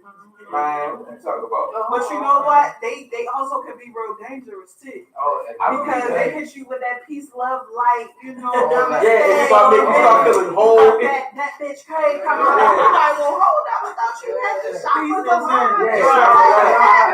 You got me doing yoga. Yeah. So it's but at the same time, I be feeling like I don't know, man, and maybe I'm wrong in this for having this type of preconceived notion or disposition is that they're oftentimes better than the women that you find in the club. Yeah, you're right. Right? Yeah. Am It's I a different right, caliber of woman. Yeah. Like I'm a poet too on the side, so like it's definitely a different caliber of women, but sometimes you gotta definitely tap more in because you know that energy can shift around and be something completely different. So it's like I don't know, it's hard to kind of really put it into words. Like you think you're dealing with a certain caliber of woman. Now you know I'm just saying they mix stuff in it, you know. But it's like you because of the type of setting you meet them in, because of the representative that you meet at the beginning, you think that it's like, you know, okay, and then they flip the script on you and it be a whole different situation. You like, okay, you thought the guy for real. You know what I'm saying? I thought she was somebody else. But so that environment, right? Like you thought shorty was style, you know, all that other stuff. You still continue to like how we said in the first beginning. Do you still continue to like be intimate with that person, or do you kind of like shy away from that? Knowing we know the real answer, right? Mhm. Okay, because we but at the end of the day, you know that was a topic. I'm only trying to drive it home because we started from there. I'm trying to end there and give people a solution because it is people that's probably listening that want to get a solution. You know what I'm saying? And you know, but if you can elaborate on what I'm actually. I know what you're talking about, but I'm gonna tell you right now, ain't no one solution to that situation. Because I mean, with that, yo, you have a should thing, and everybody know what you should do. I sell drugs, I know what I should do. Mhm. I rob people, I know what I should do. Mhm. But this is what's helping me eat. You know what I'm saying? Well, this is what we cope. This is whatever. I don't even think about coping. I'm talking about with other people who hurt people. Yeah, I So it's understand like, that, but that's what I'm saying. I'm not even thinking about that aspect. I'm thinking about is what in the moment makes me feel good. Well, can I say something on that? Yeah, what's up? What you said. This is how I look at that situation. When you develop a relationship with somebody and you go in knowing that it's going to be a sexual relationship and that person starts caring for you, you got to realize that you are now responsible for that person's feelings. Mhm. And that's one thing that I hate doing. I don't want to be responsible for nobody else's feelings but mine. So I had a couple of incidents like that. And when I found out that they cared for me and I just wanted to be friends, I was like, I can't do it. Because I don't want to be responsible because I'm that type of person. Like I care too much about people to hurt them. So I'm like, no, I can't do it. Now, if you want to still be my friend, we can. But you got to know that it's like this. We're not going to sleep together. It's not going to be none of that. Because I don't want to, because it happened to me. And that's not a good feeling when you're involved with somebody that you care for and they don't care for you. You know what I'm saying? It's a whole totally different thing. So when I went through that, But is that an assumption that they don't care for you, or was it? No, it is. is. Like, it is. So let me ask you this question. I'm a firm believer that you know what you can handle, right? I don't believe anybody should enter into a sexual relationship knowing that I'm ultimately not this person. Amen. I've never been this person before. I'm trying to try something new, but this shouldn't be the new thing that you try. Right, right. So my question to you is, you know that you've been in a relationship for 20 plus years. You're ultimately, you have this high morality for people, right? Or this high sense of, what's the word I'm looking for? This high moral code, so to speak, for lack of better words. Why would you enter into, I'm not saying this was a situation, but if it wasn't, you perfectly, whatever. But why would you enter into a situation that you know is just a sexual situationship, knowing ultimately, this is not the person that you are? Back then I was young. So that was because I was young and immature. And I thought, I was about to say, I was say that. no. But sometimes people get into things because you think that the person's going to change their mind. And that's how it was. And then when you got into it, you be like, oh, okay. Everybody's not changing his mind. So it's like, but now I got these feelings for you. So it's like, what are we going to do about that? But it came to the point where it just had to go its separate ways. And of course, I was hurt and he wasn't. So, but when you mature, it comes with maturity. Because I'm telling you, I have did things to people, like I have played with guys and had guys come to me and be like, if you tell me you love me, I won't marry that chick. I'll be like, oh, you better go marry that chick, because I'm not going to tell you I love you. So, I mean, I have did things like that. But when it comes with maturity, you understand, like you said, that's not who I want to be. I don't want to be that person. This is who I want to be. So you start changing, and that's what I'm saying. Like, now I won't get into a relationship with somebody that I know have feelings for me, because I don't want to be responsible for that. It's not a good feeling at all. I agree with you on a certain level. I just don't believe that you should ever set yourself up. Like, I know, I don't like how certain things feel. I don't like how, if you play with me in any kind of way, and if that goes to anybody, whether it's an intimate relationship or it's a business relationship, I don't like the way that it feels, right? Which is ill, because I'm a hip hop artist, right? And people play with you all types of time in that situation. But it's like, I don't like the way that feels. So therefore, I'm never going to put myself in a situation where you can play with me. How do I protect myself in like those type of situations? Like as far as music goes, I put a contract in place. That way, if you decide that you want to play with me, you can get legal. Right. It's easy. But in intimate relationships, there is no way to control that. Right. You get what I'm saying? And that's what makes it so sticky. You think? The way that the truth is your contract. The truth is your contract. If you are someone like that's one thing. Like I said in the past, I used to like a lot of me, some a lot of you. And then as I got older, and I got up, and I just got tired of the second basketball team. I needed to change. Yeah, it just got old. I said the next person I get with, I'm gonna give them the truth. I always told the truth, but I did it when I felt it was necessary. Yeah. So I gave her the truth. What did she say? I want to be your star point girl. I said, well, look, there's a few things you need to know about me. I have a slick mouth. If I go to McDonald's, I'm in the drive-thru, I'm gonna say something slick to the chick on the microphone because I'm trying to get some extra fries. If I see a woman, she walk by and she eye me and she smile, I'm gonna say something slick. That mean I want her. I'm a man. Okay?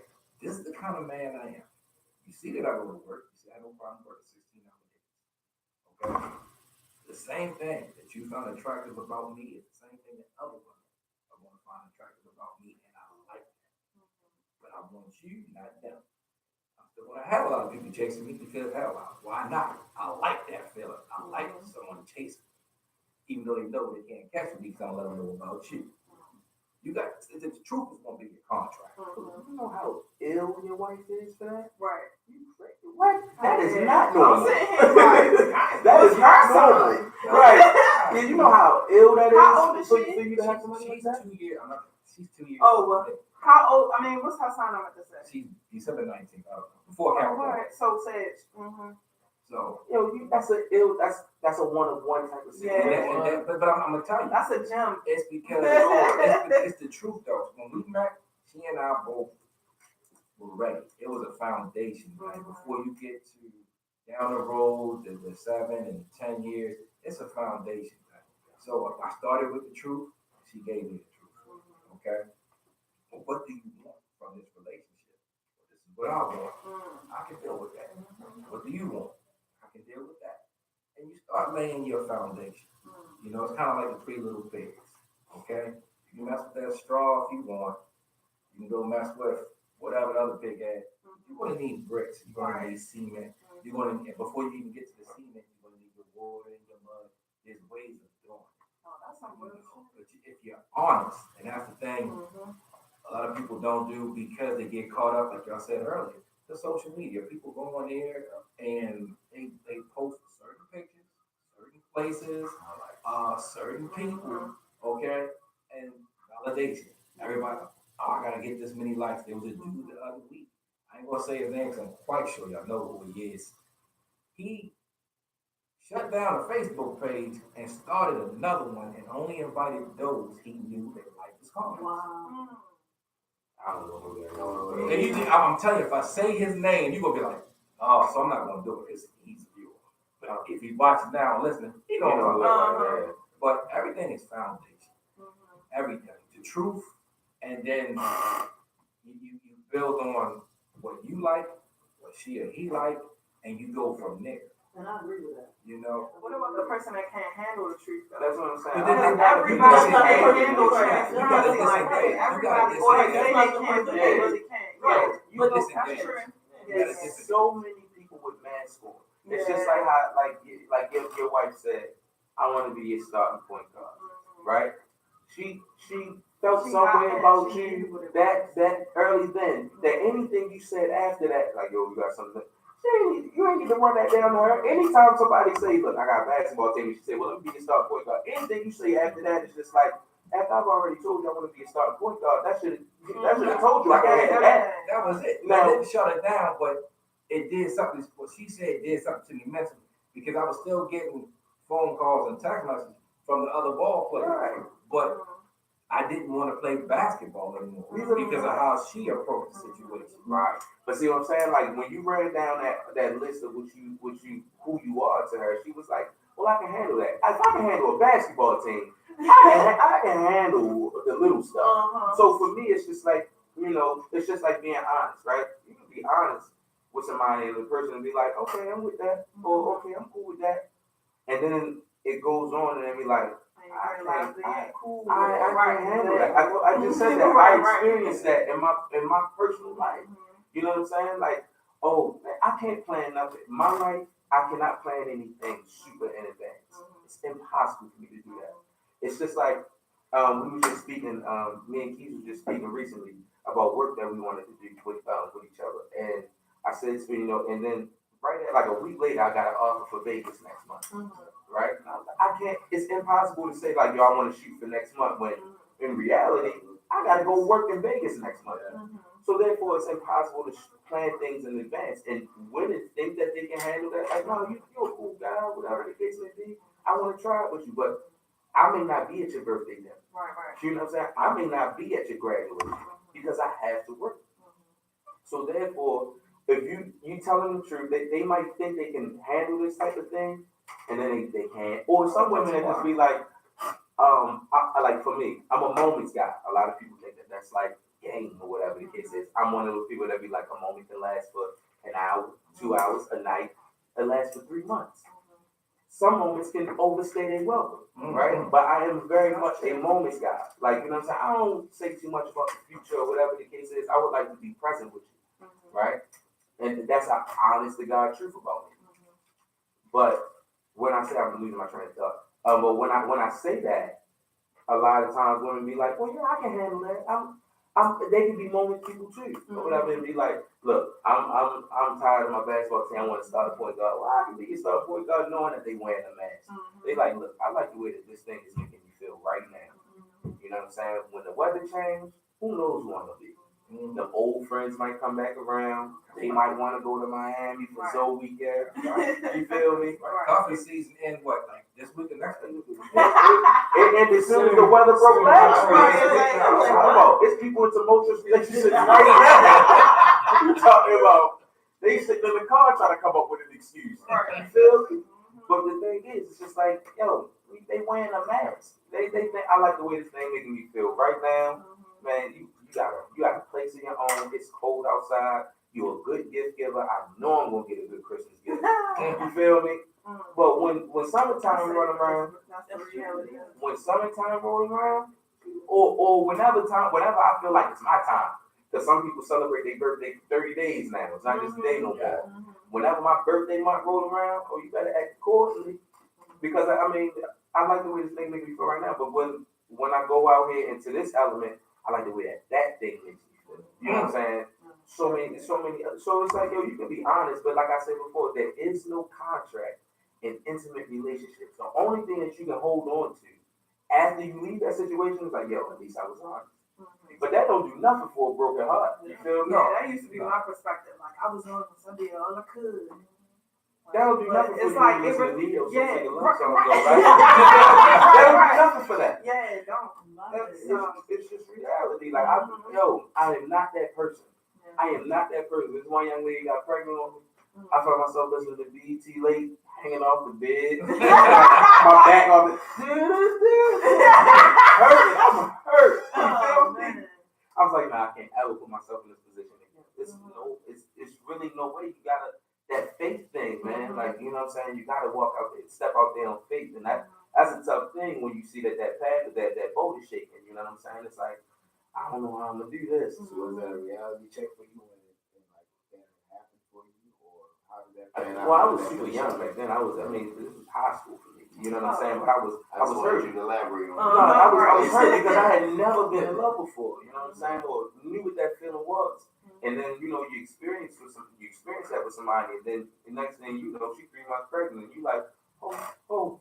That goes Hold that goes up. to what we just talked about. Yeah. About having sex, because sex plays out on so many other levels. It plays out on the connection. It plays out on you birthing a child that's here. So you gotta look at all those things. Yeah, I mean, it wasn't. It's what the thing was. It wasn't so much so she was having sex with somebody that had feelings for. Of course, she stepped out. That was just the nature of who she was at that time. So you know, but like I said, you know, too. Yes. right. So dealing with that mindset, you know what I'm saying? The things that breeds savages, right? Those type of situations can breed a savage, right? I believe, yeah, absolutely. I believe that I was a monster at that point in time. I think that the thing that some of the things like I think I'm good with words, right? So I think some of the things that carried me over is the way that I can manipulate words. I oftentimes would say it's because I'm much deeper doesn't mean that I'm much different, right? And sometimes you know women are trying to convolute in their mind. I can understand that. And then I would easily get out of my situation. You know what I'm saying? But then, like I said, I've always been a conscious, happy person where it's like I just feel different in the morning. Like I might feel how you felt that night, but in the morning I just feel a little bit bad. You know, I feel worse. You know, than what I did last night. You know what I mean? And then who's to know, man? I might get licked in my system again. It might feel like you did last night. What's his name? He used to do the Coke 45 commercial. Billy D. He said something. I want to say the lady sing the blues. They were spending the night together. They didn't have a little moment, and she was expecting to spend the night. And he said, "Oh, I ain't brought Hey, that's a real thing. That's real. That's a real thing. But that goes back to what you're saying, being honest. Like if you're doing that, you have to be honest, right? You have to be like, look, we're gonna do this, but you got to go. That's You how I can't was. stay the night. I like to sleep by myself. And that's right. I Right. was Like, gonna say that break. Oh, go ahead. no, I was just saying that's when the honesty comes in. Like I'm learning to do that. Like to be honest, like what I want, and if I don't want it, then I'll be like, that's not what I want. And I like to be honest. And even if I can't handle it after you tell me the honest, that's on me. But I have a conversation, right? I have a conversation with my coworker. He's older than me.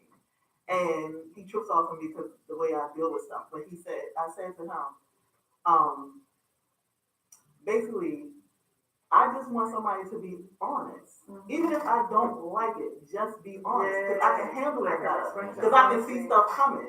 I don't want to be like, okay, and then I'm like, all right, now I'm going to have to kill you. You know what I'm saying? And I don't want to have to do that. But yeah, that's the thing. Like that's my thing right now. Like just be honest with me. Let me know what's going on. Let me make my choice. Do not take my choice away from me. You know, right? Right. 2, 3, 4. Right. Don't do that. Let me make my choice. Like if I want to mess with, which I know, I'm just saying. If I want to mess with a guy that is married, tell me the truth from the beginning. So that could be my choice. You know, I don't want to do nothing like Look, she had to say it twice. That puts me out, yo. Every time, like, yo, it's just trippy. Like, you know, like, you know, for me, man, I'm like, yo, real rap. I just think that, man, I had this stuff in my head, yo.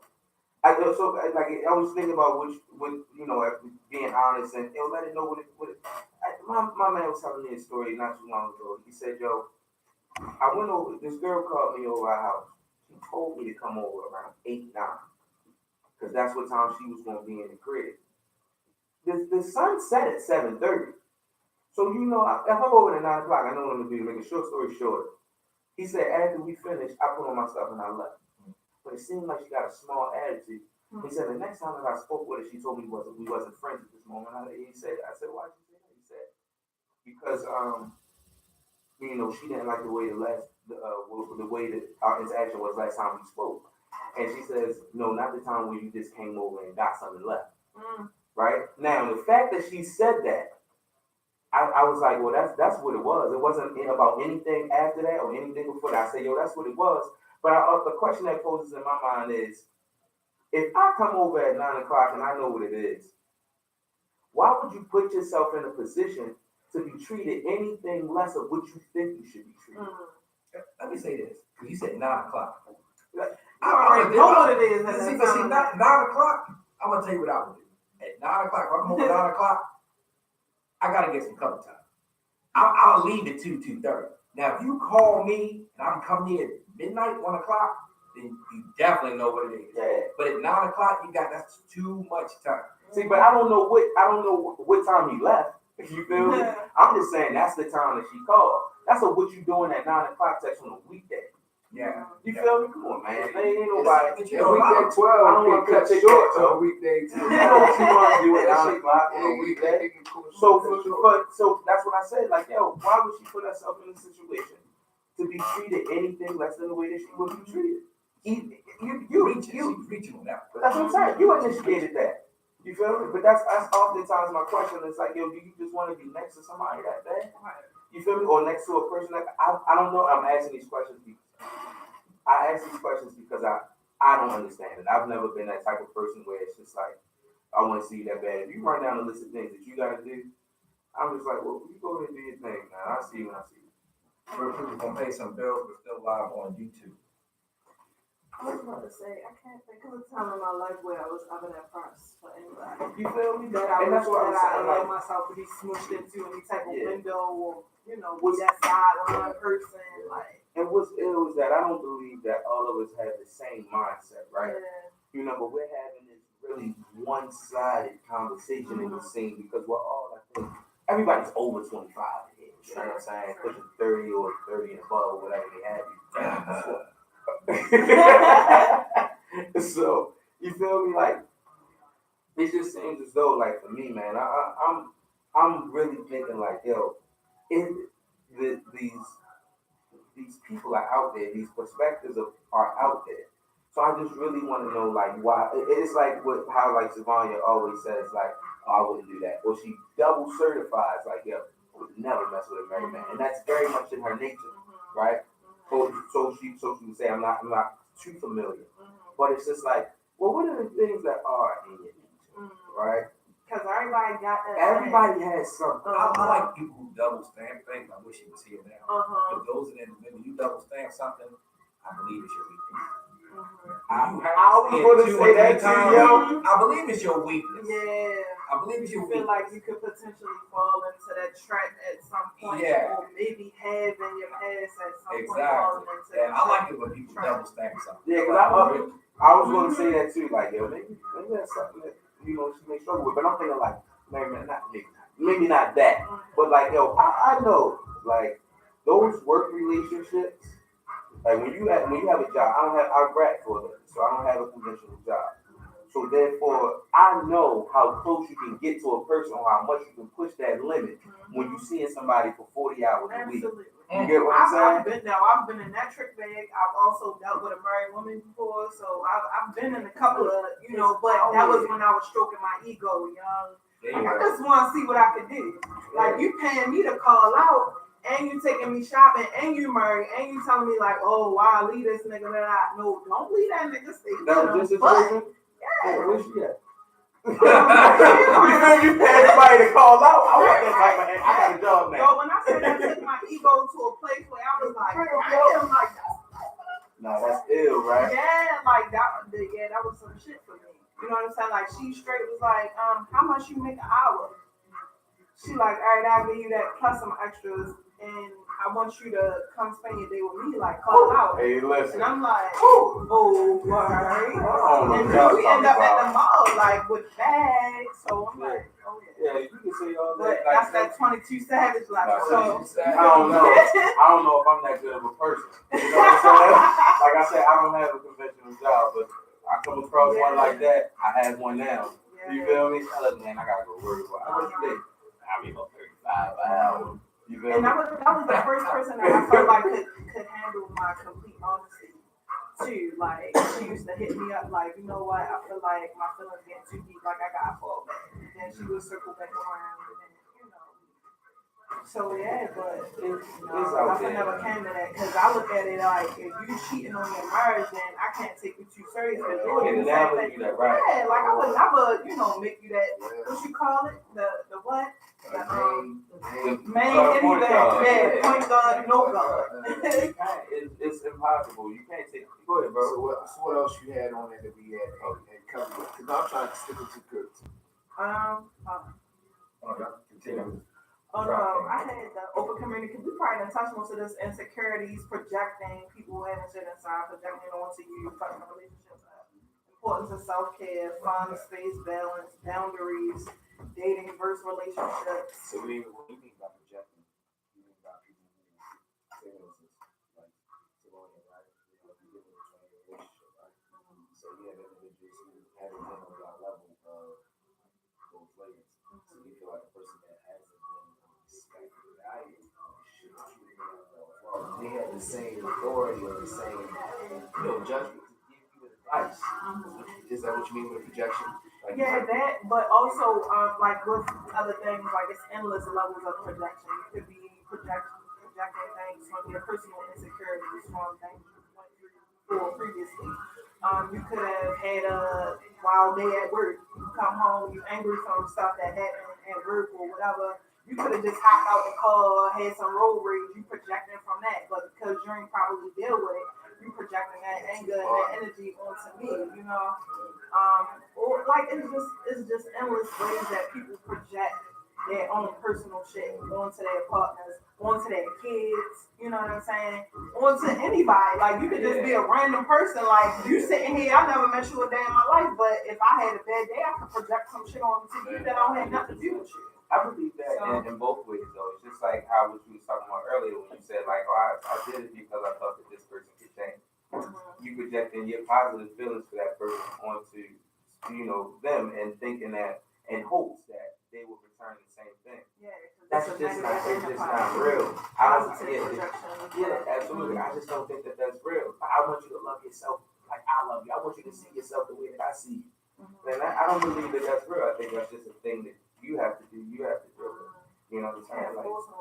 Exactly. Be where they are, anywhere other than where they currently are on their journey. Like they are where they are. You can't force them to, push forward. Yeah, but I was just saying that I believe that it's positive projections as well. Oh yeah. You know what I'm saying? Like I always, I tell Keith all the time. I say like, yo, you are what I say to you, bro?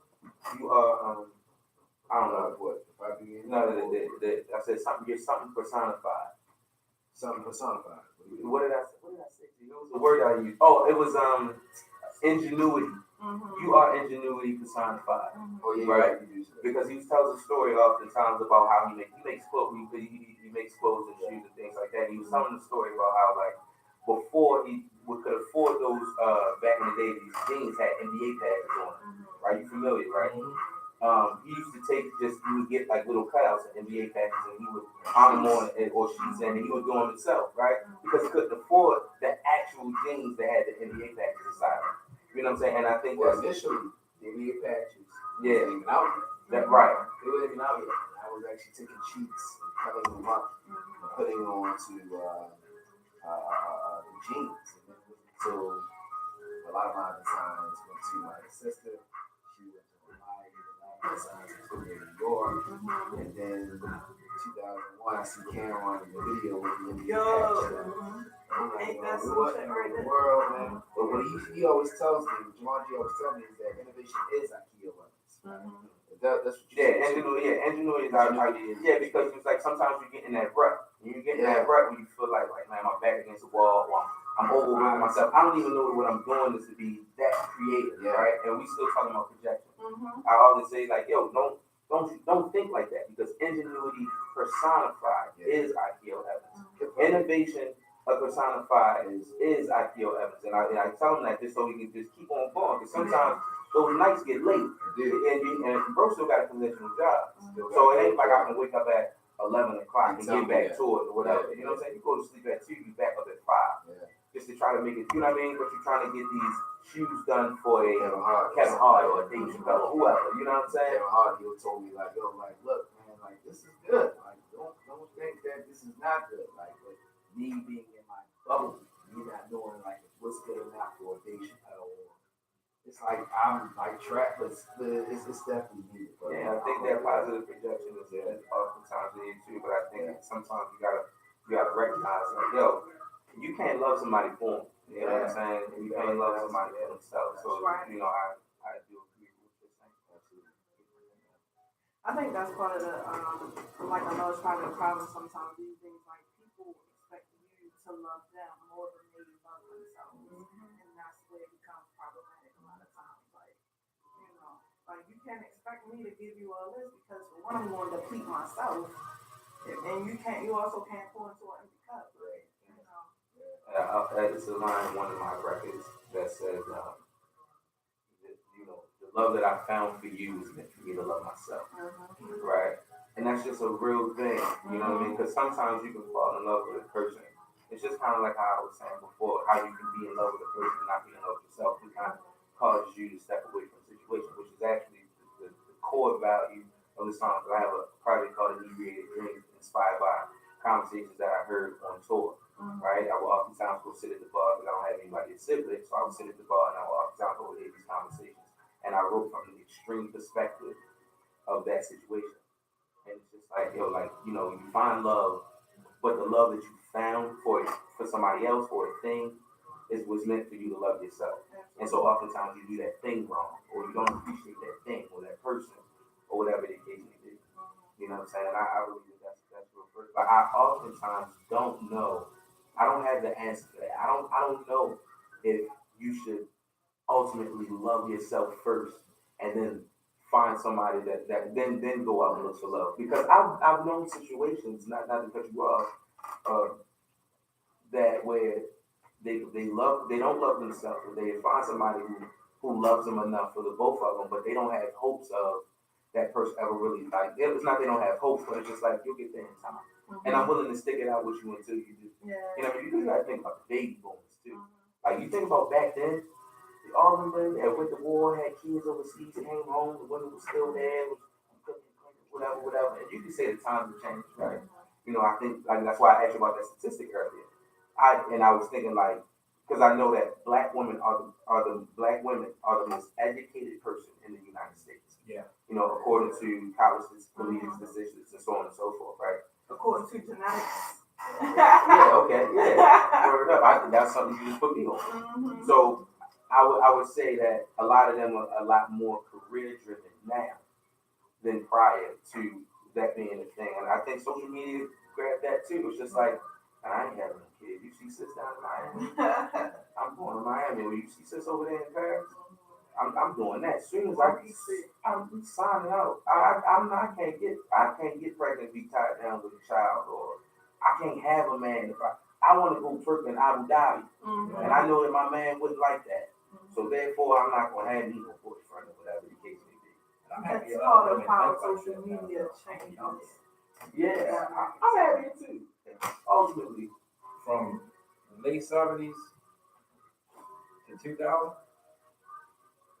women changed drastically when it came to how they viewed home and how they viewed the black man and responsibility. You know, not to get off the subject.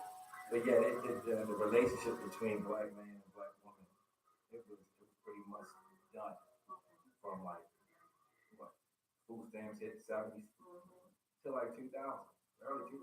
Do y'all think I struggle with this? Do y'all believe? What do you think the black man fits in this society? Is he appreciated enough? Is he loved on enough? No, I don't think so. I don't think so neither. but it starts with us. We don't love each other enough.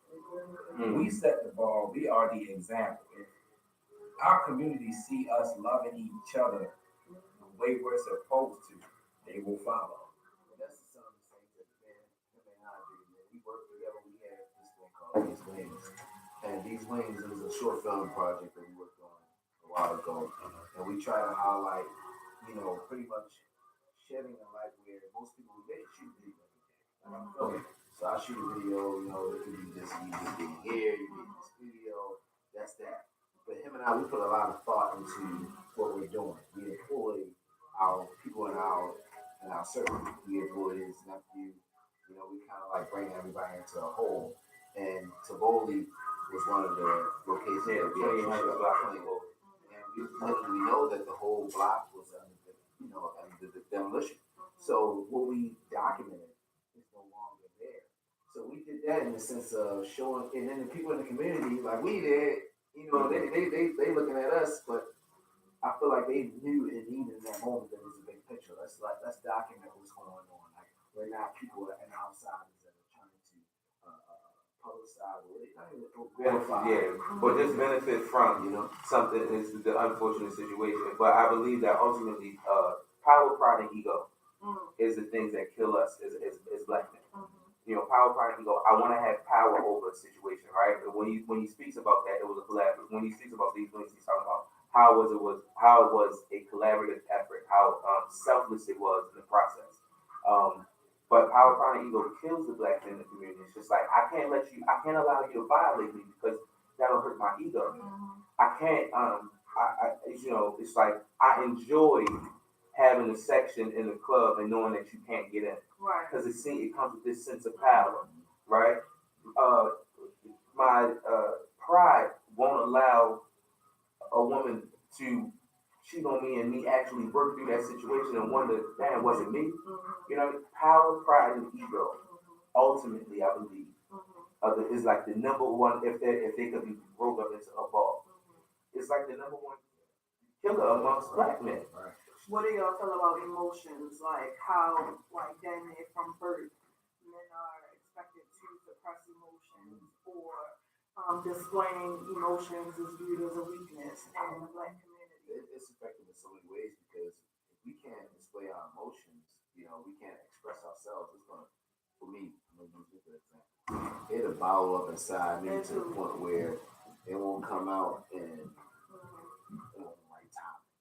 And then when I explode, like I can get humble first. He's like, you just told her, he's like, yo, I meet you, I love you, But when you see another side of a black man that is hurt, that feels like his pride, ego, and what else you said?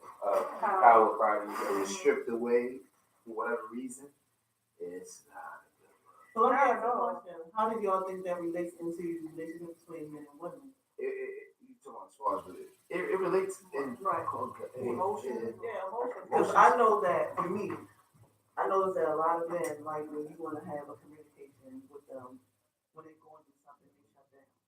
And they don't understand when someone cares about them, they want to help them. And the first thing I hear is, you can't help me because I'm going through this.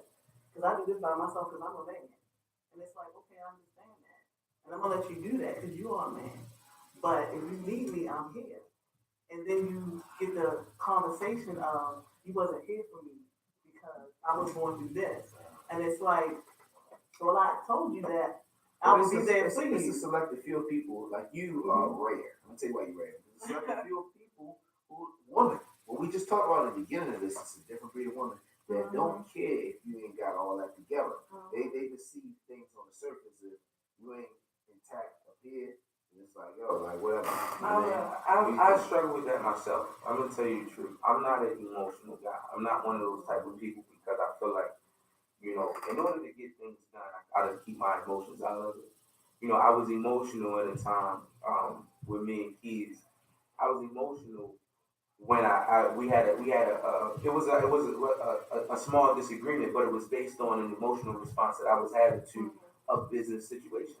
As I grew older, years ago, but as I grew older and as I grew in this business, as I just grew in my life, I oftentimes found out to get things done, my emotions had to be totally detached from a situation, right? And that's what's worked for me. So it's like, it's like super emotional stuff. It's just like, yo, I've seen it put so many men in a pit. They say, it's a quote out there that says, "A man in pain is oftentimes unreliable," right? It just, and I think about that and be like, imagine if somebody, yeah, I express that pain and how many opportunities I lose from just venting and being like, yo, I just feel this way and I feel that way and I'm crying and I'm doing all of this type of stuff. You lose so many opportunities that way, right? So I'm just like, you know what? I deal with all that myself. I deal with that later. But one thing I don't do is I don't say like, oh, you wasn't there for me, this, that, and the third. No, I recognize like, listen, I don't need all that. I don't need all the hold my head and let me lay on your lap and let me cry in your arms.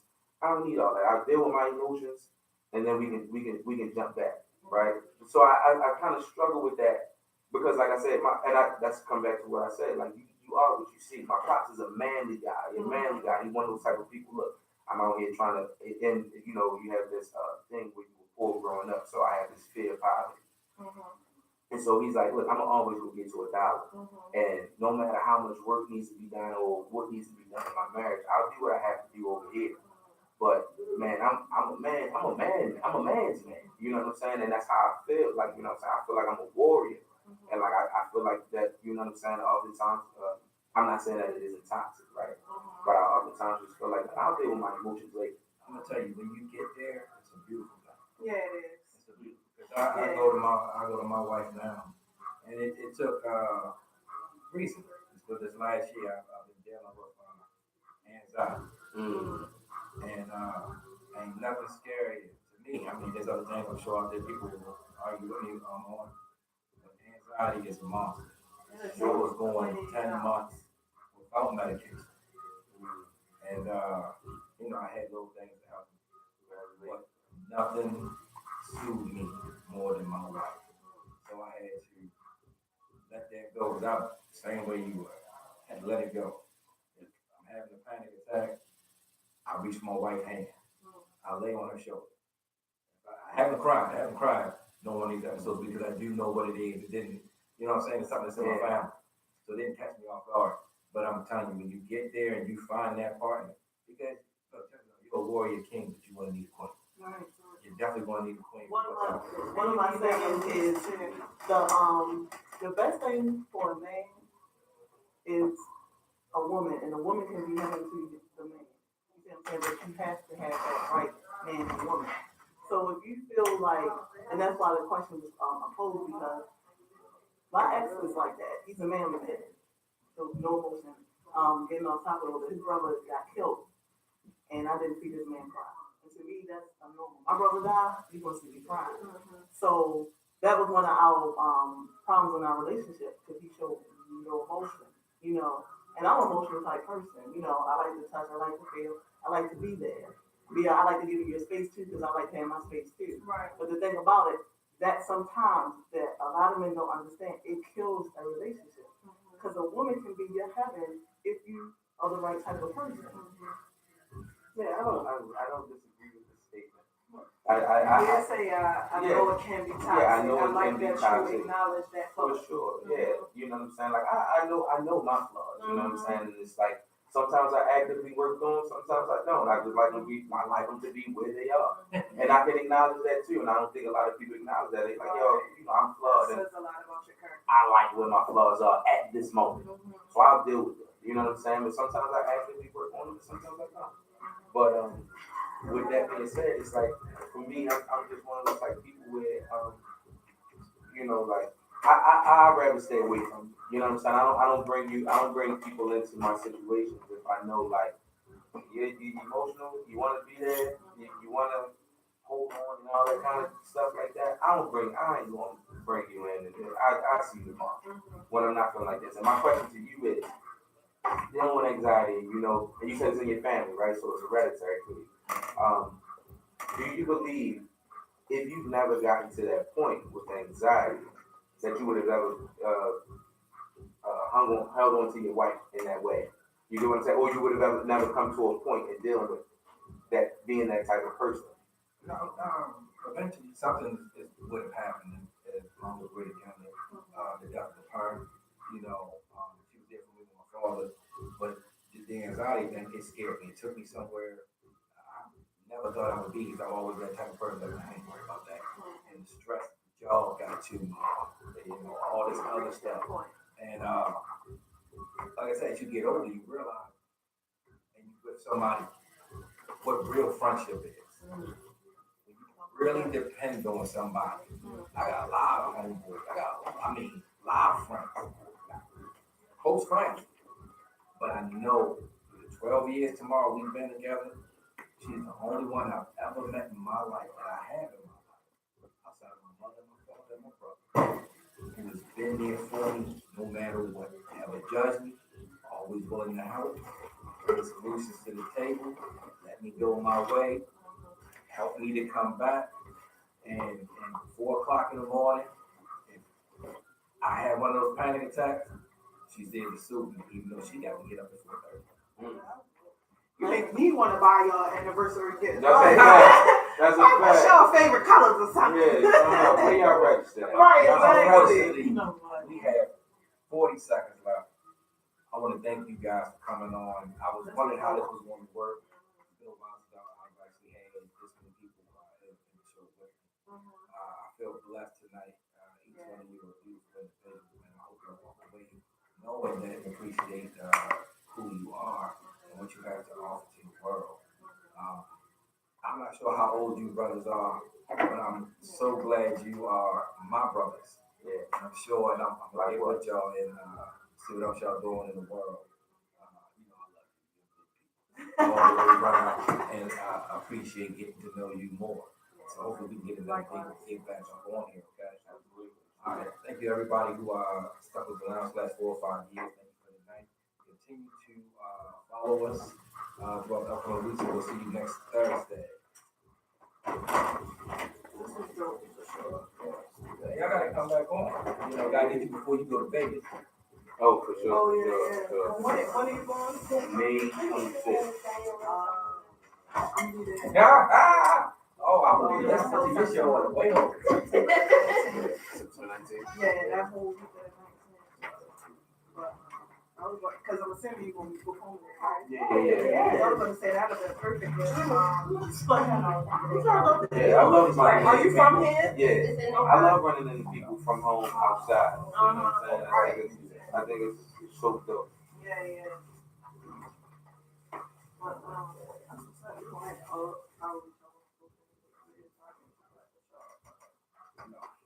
even with like clothing line, like that's how I started out with my line, like being broke. But the one that looks slick when I hit the club. So like in high school, that's how I started out. Like people used to be like, oh, we I was like, going from that, people like, they was like, but I would have never thought, you know, this type of shit. But Which songs, shows, but I felt